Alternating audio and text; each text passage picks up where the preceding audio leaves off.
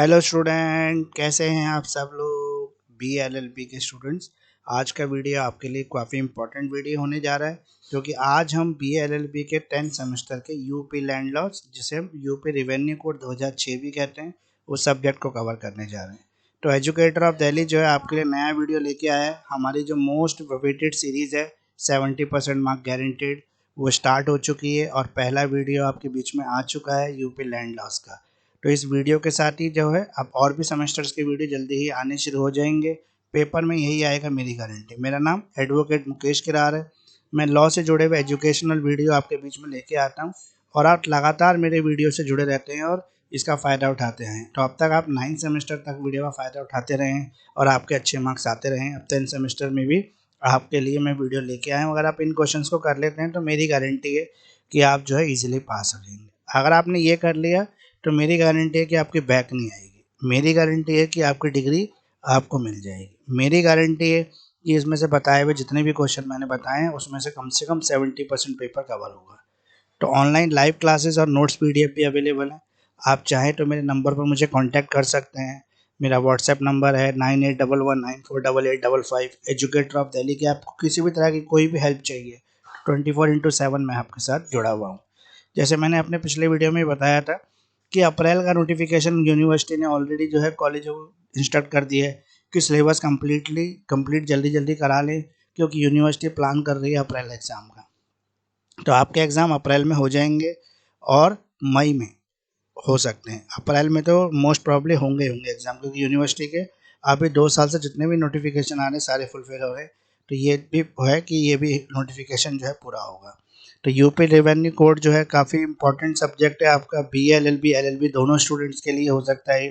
तो BLLB में ये इवन सेमेस्टर का सब्जेक्ट है और BLLB बोले तो ये ऑड सेमेस्टर का सब्जेक्ट है। अगर आप 2026 के अंदर LLB का एग्ज़ाम दे रहे हैं 5th सेमेस्टर का दिसंबर 2026 में, तो आपके लिए वीडियो इंपॉर्टेंट है। अगर आप BLLB के स्टूडेंट हैं और 10th सेमेस्टर आपका है तो आप दे रहे हैं एग्ज़ाम अप्रैल 2026 या मई 2026 में, तो आपके लिए भी इम्पॉर्टेंट है वीडियो।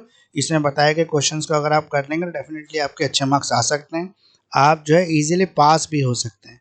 तो आइए शुरू करते हैं वीडियो को और देखते हैं किस तरह के क्वेश्चंस आज की वीडियो में रहने वाले। तो एजुकेटर ऑफ दिल्ली जो है यूपी लैंड लॉस का वीडियो आपके लिए लेके आया है। इसमें मैं कुछ इंपॉर्टेंट क्वेश्चन आपको बताने जा रहा हूँ। साथ साथ ये भी बता दूं कि हिंदी और इंग्लिश दोनों मीडियम के बच्चों के लिए ये वीडियो है। शुरू में हम इंग्लिश मीडियम के क्वेश्चन देखेंगे और लास्ट में वीडियो में मैं आपको हिंदी मीडियम के क्वेश्चन भी बता दूंगा, तो दोनों ही स्टूडेंट आज के वीडियो में कवर हो जाएंगे। तो क्वेश्चन नंबर 1 है आपका, discuss about the power and functions of collector. Collector के पावर फंक्शंस क्या क्या हैं। क्वेश्चन नंबर 2 है आपका, हु इज भूमिधर। भूमिधर कौन है जिसके पास ट्रांसफरेबल राइट है। एक्सप्लेन करें rights along with their restriction in the short. Question number 3 है आपका, what is background of passing of UPZ LR act 1950। Uttar Pradesh Zamindari abolition act जो आया था 1950 में, वो का क्या इम्पैक्ट पड़ा, उसका बैकग्राउंड क्या है। How far it has been able to achieve इस ऑब्जेक्ट, और इसने अपने ऑब्जेक्ट को कितना प्राप्त किया। डिस्कस करें salient features of UP zamindari abolition act and land reform act 1950। Explain करें इसके हर एक पार्ट को। स्टेट करें एम और ऑब्जेक्टिव क्या है passing of UPZA-LR act 1950। Why it is a later change, बाद में इसको चेंज लेटर चार्ज बाद में क्या चार्ज किया गया इसके अंदर into new format as UP revenue code. बाद में इसको चेंज कर जो नया फॉर्मेट आया यूपी रिवेन्यू कोड, उसकी क्या जरूरत थी।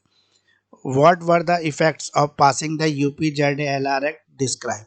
UPZA-LR Act जो पास हुआ था उसके क्या सिग्निफिकेंसेस थे, ये आपको बताना है। तो ये टोटल 3 क्वेश्चन अभी कवर हो गए। तीसरे क्वेश्चन में कई सारे क्वेश्चन हैं, लेकिन सारे क्वेश्चन जो है UPZA-LR Act के ही, तो आपको एक ही आंसर ऐसा तैयार करना है इसमें सभी ये पॉसिबल क्वेश्चन कवर हो जाए, ताकि कुछ भी पूछे UPZA-LR Act आपने पढ़ लिया तुरंत आपने आंसर ले लिया। क्वेश्चन नंबर 4 है आपका, what is rehabilitation grant. Rehabilitation grant क्या होती है। What is the procedure for obtaining it, किस तरह से आप रिहेबिलिटेशन ग्रांट को प्राप्त कर सकते हैं। What is the difference between rehabilitation grant and compensation. Rehabilitation grant और कंपनसेशन में क्या डिफरेंस है। डिफाइन करें, डिस्टिंग्विश करें between the rehabilitation grant and compensation. Rehabilitation grant और कंपनसेशन में क्या डिफरेंशिएशन है। डिफाइन करें grounds and procedure to get them. Make a distinction between payment of compensation and rehabilitation grant. Describe करें detail में criteria and procedure of receiving this grant under the act. Act के अंदर जो grant है वो कैसे मिल सकती है। क्वेश्चन नंबर 5 है आपका, डिस्क्राइब करें jurisdictions power procedure of revenue code under the UP revenue code 2006। UP revenue code में जो रिवेन्यू कोड्स है उनकी क्या जुरिडिक्शंस है, क्या पावर्स है, क्या प्रोसीजर है। सभी इंपॉर्टेंट क्वेश्चंस के आंसर्स मेरे पास अवेलेबल हैं, एक इजी लैंग्वेज में अवेलेबल है। अगर आप वर्किंग स्टूडेंट हैं, अगर आप हाउस वाइफ हैं, आपको ज़्यादा समय नहीं मिलता है पढ़ने का, तो एक ये तरीका है जिससे आप कम समय में कम पढ़कर ज़्यादा मार्क्स ला सकते हैं। 100% गारंटी है कि पेपर में यही प्रश्न आएंगे, इससे बाहर से कुछ भी नहीं आएगा। अगर आप ये कर लेंगे तो 200% पेपर आपने तैयार कर लिया और आपको कुछ और पढ़ने की जरूरत ही नहीं है। बहुत सारे चैनल बहुत सारे टॉपिक इंपॉर्टेंट बताते हैं, लेकिन मैं डायरेक्ट क्वेश्चन बताता हूँ क्योंकि मेरा अपना एक्सपीरियंस है सीसीएस यूनिवर्सिटी का, जिसके भी यहाँ पर मैं इस तरह के क्वेश्चन आपको दे पाता हूँ। तो आइए नेक्स्ट स्लाइड की तरफ चलते हैं और क्वेश्चन को आगे बढ़ाते हैं। 5 के बाद क्वेश्चन नंबर 5 तक हमने लास्ट स्लाइड में कवर कर लिए थे, अब हम क्वेश्चन नंबर 6 से कवर करेंगे। क्वेश्चन नंबर 6 है हमारा, what are the objective of UP imposition of ceiling on land holding act 1960। Describe करें इसका प्रोसीजर क्या है, किस तरह से हम डिटरमाइन कर सकते हैं सरप्लस लैंड को under the UP imposition of ceiling on the land holding act 1960। Discuss करना है आपको मेन प्रोविजन क्या है UP imposition of ceiling on land holding act 1960। Question number से 6 तक हमारे कवर हो गए। यूपी रिवेन्यू कोड आज हम कवर कर रहे हैं, यूपी लैंड लॉस भी कहते हैं इसको। एजुकेटर ऑफ दिल्ली जो है इंपॉर्टेंट क्वेश्चन लेके आया आपके लिए। अब आपकी बैक लगने की बिल्कुल भी टेंशन खत्म हो चुकी है, अब कभी आपकी बैक नहीं लगेगी अगर आपने ये क्वेश्चन कर लिए तो 100% पेपर में यही आएंगे। एग्जाम से पहले ये क्वेश्चन पढ़ना कभी ना भूलें, अगर आपने ये क्वेश्चन पढ़ लिए तो आपको पास होने से कोई नहीं रोक सकता है। क्वेश्चन नंबर 7 है, what do you mean by the mutation. Mutation क्या होता है, होल प्रोसेस क्या है मोटेशन का under the UP revenue code 2006। Describe करें मोटेशन प्रोसीडिंग्स को under the UP revenue code UP land revenue act. Discuss करें provision regarding any illegal mutation proceeding, अगर कोई भी इलीगल मोटेशन प्रोसीडिंग हो गई वो किस तरह से उसका अगेंस्ट उसके स्टेप लिए जा सकते हैं, इसको डिस्कस करना है आपको। क्वेश्चन नंबर 8 है, what do you know by the boundary marks. Boundary marks क्या होते हैं एक्सप्लेन करें, full procedure of settlement of boundary dispute. Question number 9 है आपका, डिस्कस करें ownership of land and other properties under the UP revenue code 2006। Question number 10 है आपका, revision of map and record. Map और रिकॉर्ड्स को किस तरह से रिवाइज किया जा सकता है, चेंज किया जा सकता है, समय के अकॉर्डिंग बदला जा सकता है। क्वेश्चन नंबर 11 है, हु इज ट्रेसपासर। ट्रेसपासर्स कौन से होते हैं, कौन होते हैं। What is the procedure of ejectment of tenure holder from the land of the village panchayat. अगर विलेज पंचायत का कोई भी लैंड है किसी भी टेन्योर होल्डर को दे रखा है किसी पर्टिकुलर टाइम के लिए, तो उसको कैसे इजेक्ट किया जा सकता है, उसको वहाँ से कैसे हटाया जा सकता है। डिस्कस करें procedure of ejectment of the tenant from the land of public utility. कोई ऐसा लैंड है जो सार्वजनिक हित का लैंड है, उसके ऊपर अगर कोई भी व्यक्ति जो है टेनेंट के रूप में बैठा है तो उसको कैसे हटा सकते हैं। What is the special provision procedure for ejectment of the trespasser from the Gram Sabha land. Explain करना है आपको procedure eject a trespasser on the land of public utility. What is remedy, remedy क्या अगेंस्ट द रॉन्गफुल इजेक्टमेंट। अगर कहीं पर भी आपको गलत तरीके से इजेक्ट किया जा रहा है, आप किराएदार हैं, टेनेंट हैं, प्रॉपरली आप लीज का एग्रीमेंट जो है उसको फॉलो कर रहे हैं, पेमेंट कर रहे हैं, लेकिन फिर भी अगर कोई आपको हटाने की कोशिश करता है तो उसके खिलाफ क्या उचित कदम उठाए जा सकते हैं। तो ये टोटल हमने अभी तक 11 क्वेश्चन कवर कर लिए। अगर ये क्वेश्चन आप कर लेंगे तो डेफिनेटली आपको एग्जाम में पास होने से कोई रोक सकता है, आपके अच्छे मार्क्स आएंगे ही आएंगे। मेरा नाम एडवोकेट मुकेश करार है और मैं लॉ से जुड़े हुए एजुकेशनल वीडियो आपके बीच में लाता रहता हूँ। तो आइए नेक्स्ट स्लाइड की तरफ चलते हैं और क्वेश्चन को आगे बढ़ा। तो क्वेश्चन नंबर 12 हम करेंगे, व्हाट इज अमेंडमेंट। अमेंडमेंट क्या होता है, डिस्टिंग्विश करना है अमेंडमेंट और सरेंडर के बीच में क्या डिस्टिंग्विश है। Who can surrender is holding, अपनी होल्डिंग को कौन सरेंडर कर सकता है, उसका प्रोसीजर क्या है, किस प्रोसीजर के थ्रू होल्डिंग को सरेंडर किया जा सकता है। क्वेश्चन नंबर 13 है हमारा, what is notification of record operation. Record operation की नोटिफिकेशन क्या होता है। What are the powers and duties of record officer and assistant record officer. Assistant record officer की पावर ड्यूटीज क्या क्या हैं, डिस्कस करें procedure for correction of record of revenue. Revenue के रिकॉर्ड को किस तरह से करेक्ट किया जा सकता है। क्वेश्चन नंबर 14 है आपका, explain the procedure of attachment of the sale of immovable property of a defaulter of land revenue. Land revenue का डिफॉल्टर है उसकी प्रॉपर्टी को किस तरह से अटैच किया जा सकता है। क्वेश्चन नंबर 15 है आपका, give an account of constitution power. Constitution power क्या होती है, इसके पूरे फंक्शंस बताने रिवेन्यू बोर्ड के अंदर यूपी रिवेन्यू कोड 2006 में। क्वेश्चन नंबर 16 है आपका, what do you understand by the term असामी। असामी से आप क्या समझते हैं और किस ग्राउंड पर असामी को इजेक्ट किया जा सकता है। एंटाइटलमेंट क्या है, कंपनसेशन के, रॉन्गफुल इजेक्टमेंट के। What do you mean by the Asami centre, Asami centre क्या होते हैं एक्सप्लेन करें डिटेल में। राइट्स ऑफ असामी, असामी के राइट्स को बताना डिटेल में। क्वेश्चन नंबर 17 है आपका, व्हाट इज ग्राम पंचायत, ग्राम पंचायत क्या होती है, किस तरह से ये कॉन्स्टिट्यूट होती है, एक्सप्लेन करना है आपको पावर एंड फंक्शंस, और right note on the Gram Sabha. Discuss करना है आपको ऑर्डर ऑफ प्रायोरिटी, प्रायोरिटी का ऑर्डर क्या है in allotment of the land of the Gram Sabha. अगर कोई भी ग्राम सभा का लैंड है तो उसमें ऑर्डर ऑफ प्रायोरिटी कैसे डिसाइड होगी, एक्सप्लेन करें। Also the authority who can set aside the order of such allotment. Question number 18 है, what do you mean by the direct declarative suit, declarative suit क्या होता है और हु कैन फाइल इट, और कौन इसको फाइल कर सकता है। क्वेश्चन नंबर 19 है, what do you mean by the revision, revision क्या होती है, what are the grounds of revision, revision के कौन कौन से ग्राउंड्स हैं, और हु कैन फाइल इट, कौन इस रिवीजन को फाइल कर सकता है। क्वेश्चन नंबर 20 है हमारा, explain the power of the appeal and court, appeal and court के पास क्या क्या पावर है। क्वेश्चन नंबर 21 है, डिस्कस करें power and functions of commissioner, और क्वेश्चन नंबर 22 है आपका, एक्सप्लेन करें power of maintaining a village record. तो ये टोटल 22 क्वेश्चन इंग्लिश मीडियम के बच्चों के लिए हो गए। आगे वीडियो हिंदी मीडियम के बच्चों के लिए कंटिन्यू रहेगा, और ये 22 क्वेश्चन अगर आप कर लेते हैं तो मेरी गारंटी है कि आपको पास होने से कोई नहीं रोक सकता। यही क्वेश्चन में से आपका पूरा एग्जाम आएगा, 70% एटलीस्ट गारंटी मेरी है। बस 70 to 100% पेपर इसमें से आ जाता है, 80 to 85% तो हर साल आता ही आता है। तो ये यूपी रेवेन्यू कोड हमने कवर कर लिया। आगे वीडियो में आगे बढ़ता है और हिंदी मीडियम के बच्चों के लिए क्वेश्चंस को चेक करते हैं। एजुकेटर ऑफ दिल्ली जो है यूपी लैंड लॉस को आज कवर कर रहे हैं हम हिंदी मीडियम के बच्चों के लिए। पहला क्वेश्चन है, कलेक्टरों की शक्ति और कार्यों के बारे में चर्चा करें। दूसरा क्वेश्चन है, हस्तांतरणीय अधिकार और भूमिधर कौन है और उनके अधिकार के साथ साथ उनके प्रतिबंधों को संक्षेप में समझाइए। यूपी राजस्व अधिनियम 2016 के तहत एक पुरुष भूमिधर के उत्तराधिकार के क्रम की व्याख्या करें। भूमिधर द्वारा भू राजस्व के भुगतान के लिए उत्तरदायी भूमि का उल्लेख करें। जब हस्तांतरणीय अधिकार वाले भूमिधर और गैर हस्तांतरणीय अधिकार वाले भूमिधर की मृत्यु हो जाती है तो उत्तराधिकार का सामान्य क्रम बताइए। संक्षेप में आपको बताना है कि जो हस्तांतरणीय अधिकार वाले भूमिधर के अधिकार हैं उन पर किस तरह से प्रतिबंध लगाया जा सकता है। क्वेश्चन नंबर 3 है हमारा, यूपी ZALR अधिनियम 1950 के पारित होने की पृष्ठभूमि क्या है, यह क्यों आया और यह अपने उद्देश्यों के हस्तक प्राप्त करने में सक्षम रहा।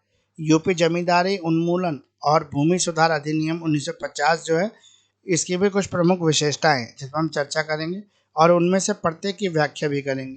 तो UPZALR अधिनियम 1950 का पारित होने के उद्देश्यों और लक्ष्य की बात करें तो बाद में इसे यूपी राजस्व संहिता के रूप में नए प्रारूप में क्यों शामिल किया, मतलब यूपी रेवेन्यू कोड क्यों बन गया बाद में।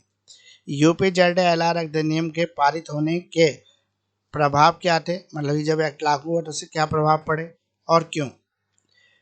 पुनर्वास अनुदान क्या है, इसे प्राप्त करने की प्रक्रिया क्या है। पुनर्वास अनुदान और मुआवजे के बीच क्या अंतर है। पुनर्वास अनुदान और मुआवजे के बीच अंतर और परिभाषा बताइए। उन्हें प्राप्त करने के अधिकार, आधार और प्रक्रिया का वर्णन कीजिए। मुआवजे के भुगतान, पुनर्वास अनुदान के बीच अंतर करें। संबंधित अधिनियम के तहत इन अनुदानों को प्राप्त करने के लिए मानदंड और प्रक्रिया का विस्तार में वर्णन करें। क्वेश्चन नंबर 5 है हमारा, यूपी राजस्व संहिता 2006 के तहत राजस्व न्यायालयों के क्षेत्राधिकारों, शक्तियों और प्रक्रिया का वर्णन करें। तो टोटल ये 5 क्वेश्चन हमारे कवर हो गए हिंदी मीडियम के बच्चों के। नेक्स्ट स्लाइड में जाके अगले क्वेश्चन को कवर। तो क्वेश्चन नंबर 6 है हमारा, यूपी लैंड लॉस का यूपी रेवेन्यू कोड 2006 भी कहते हैं इसको। उत्तर प्रदेश भूमि जोत अधिनियम 1960 के क्या उद्देश्य हैं। उत्तर प्रदेश भूमि जोत अधिनियम 1960 के तहत जो अधिशेष की भूमि के निर्धारण की प्रक्रिया है उसका वर्णन करें। यूपी प्रदेश भूमि जोत अधिनियम 1960 पर सीलिंग का अधिरोपण किस तरह से हो सकता है, इसके मुख्य प्रावधानों पर भी चर्चा करनी है। क्वेश्चन नंबर 7 है हमारा, म्यूटेशन से आपका क्या अभिप्राय है। उत्तर प्रदेश भूमि राजस्व संहिता 2006 के तहत म्यूटेशन की प्रक्रिया बताइए। और यूपी भूमि राजस्व अधिनियम के तहत म्यूटेशन कार्रवाई का वर्णन करें और किसी भी अवैध म्यूटेशन कार्रवाई के बारे में प्रावधानों पर चर्चा भी करें, मतलब अवैध म्यूटेशन पर क्या एक्शन लिया जा सकता है।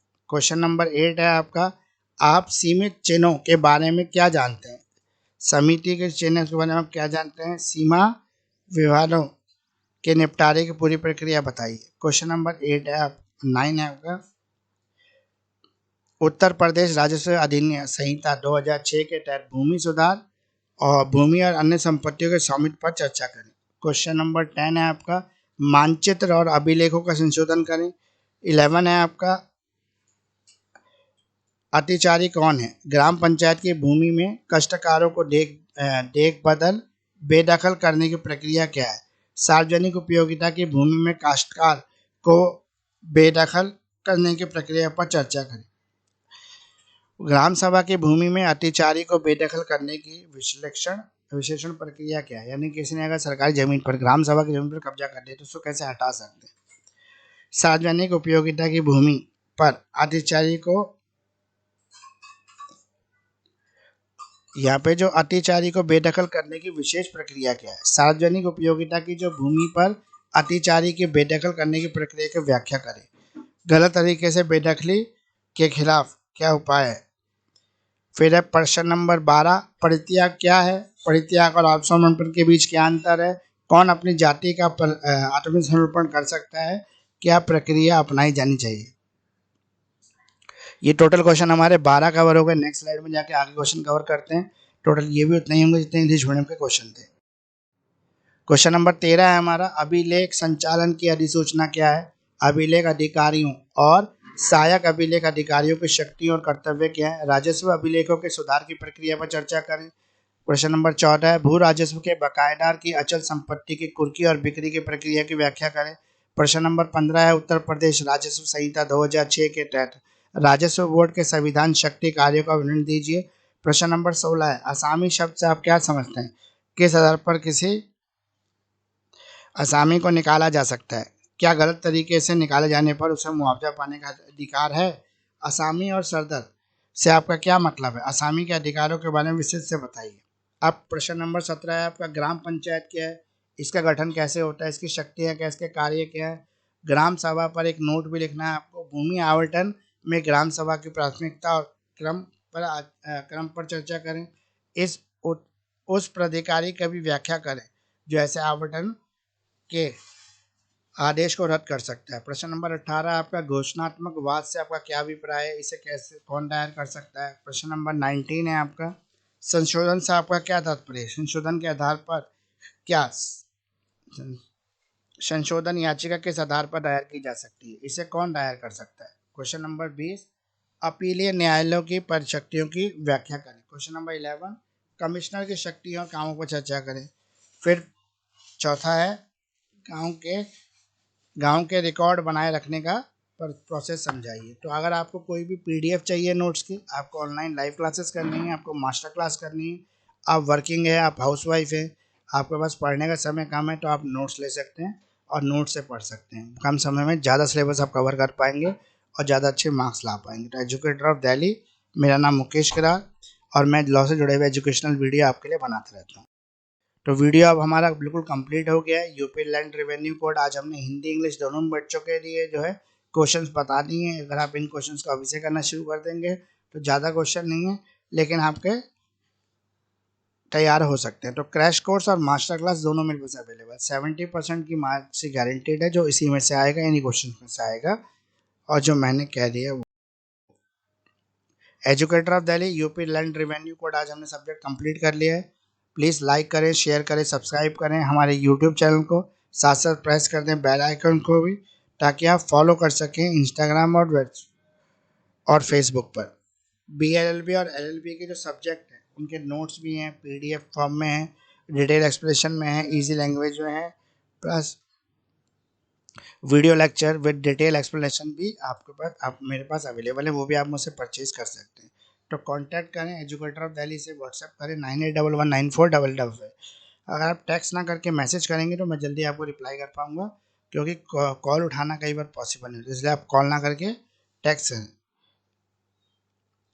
अब वीडियो हमारा कंप्लीट हो चुका है यूपी रेवेन्यू कोड का, और नए वीडियो के साथ नेक्स्ट क्लास में आपसे मिलेंगे।